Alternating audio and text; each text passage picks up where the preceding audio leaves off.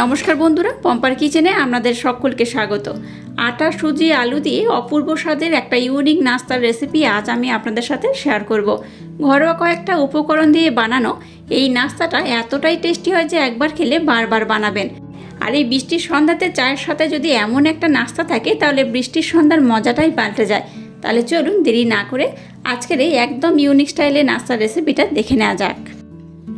আজকে অপূর্ব একটা নাস্তা বানানোর জন্য দেখুন এখানে প্রথমে আমি একটা মিক্সির জার নিয়ে নিয়েছি। এর মধ্যে দিয়ে দেবো একটা সিদ্ধ করা আলু। সিদ্ধ করা আলুটাকে আমি এইভাবে টুকরো টুকরো করে কেটে নিয়েছি, মিক্সির জারের মধ্যে দিয়ে দিলাম। দিয়ে দেবো অল্প একটু আদার টুকরো, 3 কোয়া রসুন দিয়ে দিলাম। দিয়ে দেবো কাঁচা লঙ্কা একটা, আর একটা পেঁয়াজ দেখুন এইভাবে টুকরো টুকরো করে কেটে নিয়েছি, পেঁয়াজটাকেও দিয়ে দিলাম। আর দিয়ে দেবো অল্প একটু ধনে পাতা। এর মধ্যে দিয়ে দেবো 1/2 চামচ লবণ, দিয়ে দেবো 1/2 চামচ গোটা জিরে। এবার এখানে আমি সামান্য একটু জল দিয়ে দেবো, একদম অল্প করে।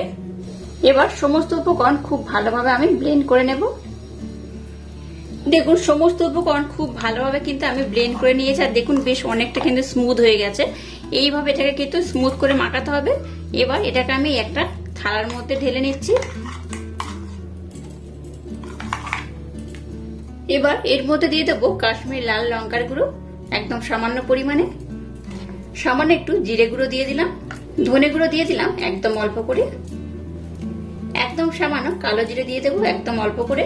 1/2 চামচ দিয়ে দেবো হলুদ গুঁড়ো, 1 চামচ দিয়ে দেবো চাট মশলা, আর সামান্য একটু দিয়ে দেবো সাদা তিল।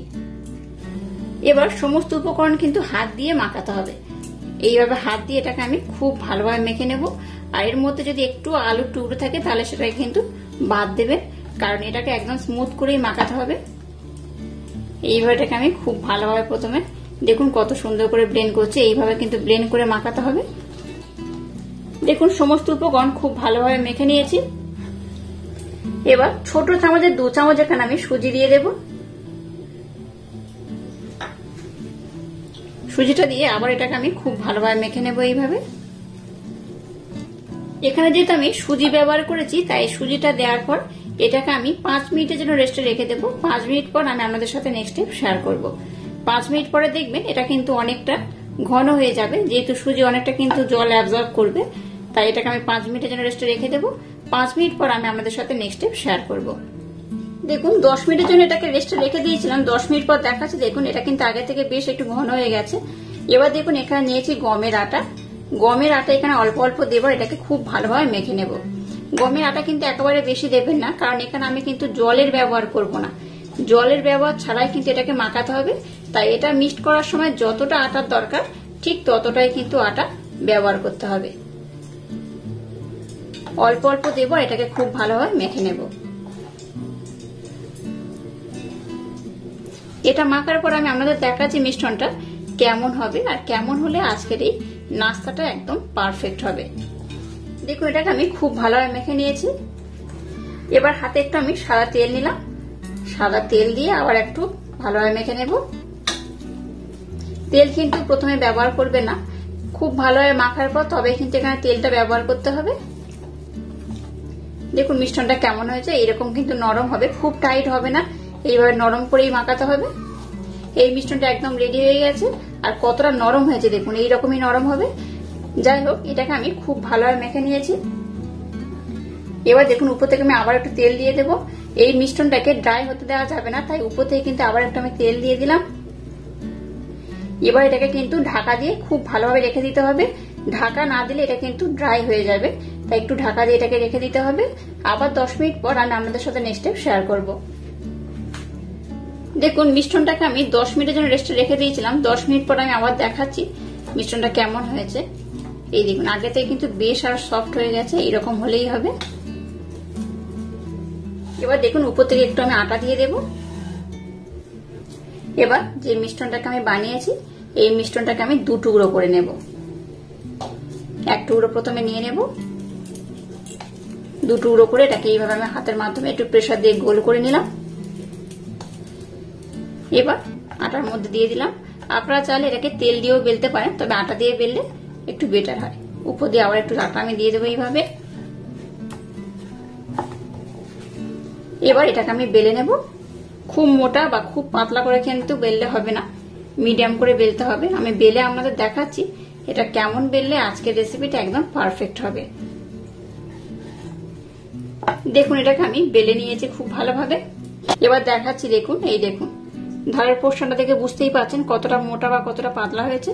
একটু মিডিয়াম হবে, খুব পাতলা হবে না আবার খুব মোটাও হবে না। এবার দেখুন এরকম ছোট একটা কৌটোর ঢাকা আমি নিয়েছি। আপনারা চাইলে একটু ছোট বড় করেও বানাতে পারেন, আর বাটি যদি এরকম ছোট বাটি থাকে তাহলে বাটি হলেও হবে। তো আমার কাছে এরকম ছোট বাটি নেই এই মুহূর্তে, তাই আমি এরকম একটা ঢাকনা নিয়েছি। এটাকে দিয়ে এইভাবে আমি কেটে নেব। সবগুলোকে এই একই মাপে কিন্তু আমি কেটে নেব।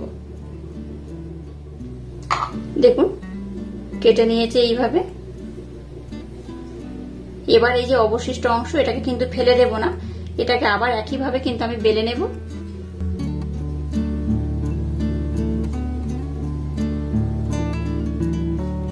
এবার এইগুলোকে এই পাত্রের মধ্যে তুলে রাখবো। আর এগুলো কত সুন্দর হয়েছে দেখুন। আপনারা চাইলে একটু ছোট কিংবা বড় করেও বানাতে পারেন। এইভাবে প্রথমে আমি সবগুলোকে খুব সুন্দর করে বানিয়ে নেব। আবার একটু আটা নিয়ে নিলাম,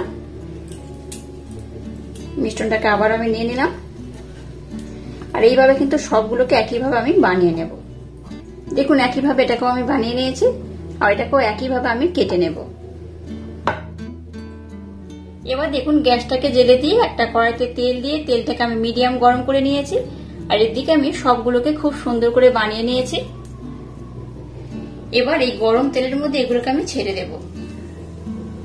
এগুলো দেখবেন অটোমেটিক তেলের উপরে ভেসে উঠবে। এই দেখুন একসাথে অনেক আমি দেব না, অল্প অল্প দেবো, আর খুব সুন্দর করে এগুলোকে আমি ভেজে নেব।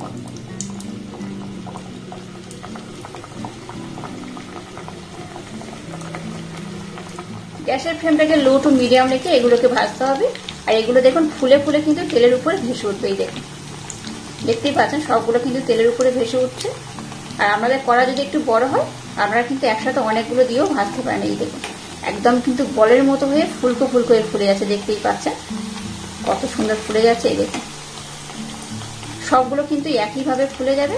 গ্যাসের ফ্লেমটাকে একদম লো রাখবেন না, মিডিয়াম রেখেই কিন্তু এগুলোকে ভাজবেন। দেখলেন তো প্রত্যেকটাই কত সুন্দর করে ফুলেছে। এই দেখুন এইভাবে কিন্তু ফুলে যাবে। দেখুন সবগুলোকে আমি কিন্তু বেশ লাল লাল করে ভেজে নিয়েছি। এবার এগুলোকে আমি উঠিয়ে নেব। এগুলো কিন্তু খুব ভালোভাবে ভাজা হয়ে গেছে। আর এই মধ্যে দিয়ে আমি খুব ভালোভাবে তেলটাকে ঝরিয়ে নেব। আর এই একইভাবে আমি সবগুলোকে খুব সুন্দর করে ভেজে নেব। দেখুন সবগুলো কিন্তু তেলের উপরে ভেসে উঠছে। এই দেখুন আমি বাকি সবগুলোকে একসাথে দিয়ে দিয়েছি। এবার একটু উপর দিয়ে আবার তেল দিয়ে দেবো। দিলে দেখবেন সবগুলো একদম ফুলকো ফুলকো হয়ে ফুলে যাবে। এই দেখুন একদম ফুলকো ফুলকো হয়ে ফুলে যাচ্ছে, দেখতেই পাচ্ছেন কতটা সুন্দর হচ্ছে। আর একসাথে দেখুন সবগুলোকেও দিয়ে দিয়েছি, আর সবগুলো খুব সুন্দরভাবে হয়েছে। এটাকেও আমি একটু এইভাবে লাল লাল করে ভেজে নেব। আপনারা চাইলে একটু বেশি লাল বা একটু এইরকম কিন্তু রাখতেও পারেন। এইরকম কালার হলেও কিন্তু খেতে বেশ লাগবে। যেহেতু আলুটা আমি সিদ্ধ করা ব্যবহার করেছি, আর একটু লাল করলেও করতে পারেন।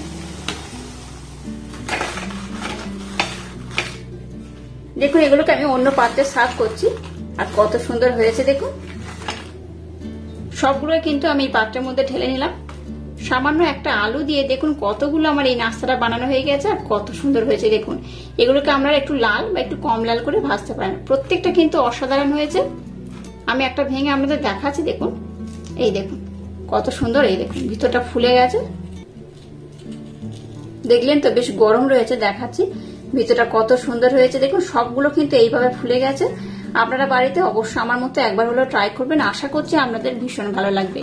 আর আজকের এই ইউনিক স্টাইলে নাস্তার রেসিপিটা যদি আপনাদের ভালো লাগে তাহলে চ্যানেলটাকে লাইক শেয়ার কমেন্ট এবং সাবস্ক্রাইব করবেন, আর পাশে থাকা বেল আইকনটা প্রেস করে দেবেন। তাহলে টাটা, আবার দেখা হচ্ছে নতুন কোনো রেসিপি নিয়ে।